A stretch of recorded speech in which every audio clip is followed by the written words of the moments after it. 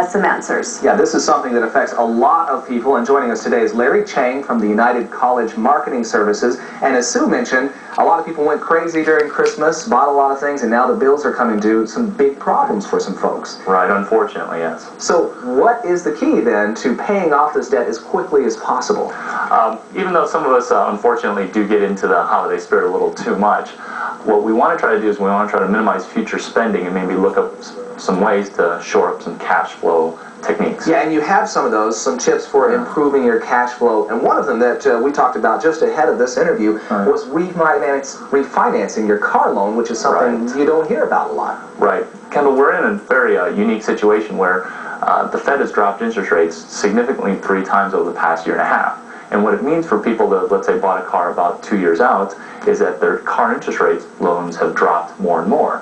And the reason that people usually don't talk about this is the fact that nobody really makes any money except the car company who you initially bought it from actually loses money. So refinancing your car loan is a great way to save $20 to $100. It's not going to cost you that much then up front. Exactly, and you can do it over the internet. Now, one of the other things that we just saw up on the screen was revealing secrets, negotiation tips that only the credit card companies know about. Right. These are secrets that obviously credit card insiders want to try to keep as mum as possible, because if everybody renegotiates their interest rate down, everybody's going to be paying the lowest rate.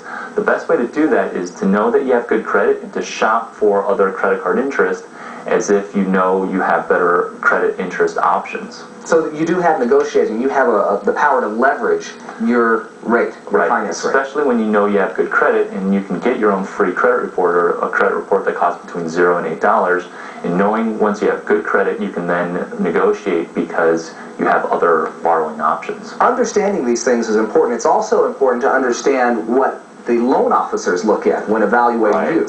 Right, and that's all part of the credit report and credit scorecard, which is critical to know that it's scored on a specific scoring system. It isn't done by committee as sometimes is referenced by the public. It's done on a very specific scoring system that actually we have on our website that gives you an example scorecard, so that way you can see what factors are weighted higher than others. So it's just straight points. It's a numbers game. Right, and we actually reveal it on our website because we want to get as much consumer credit information out there for consumers to kind of do battle with some of the credit card issuers. Let's talk about your website. Where can people find it? It's at, one of the websites is at collegevisa.com. 2 more sites is at 99tips.com and also College Wallet.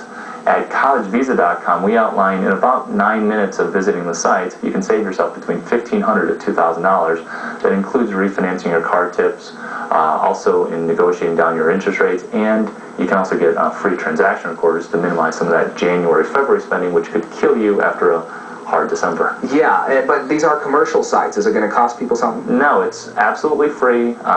It's even advertising free, so your download times are minimal.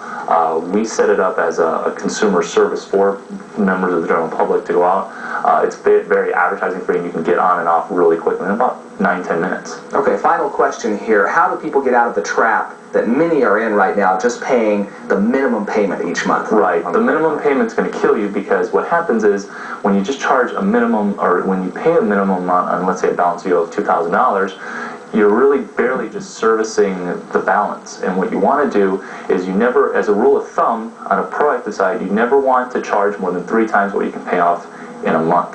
So meaning, let's say your December charges, they should, in theory, not go past February in your ability to pay them off.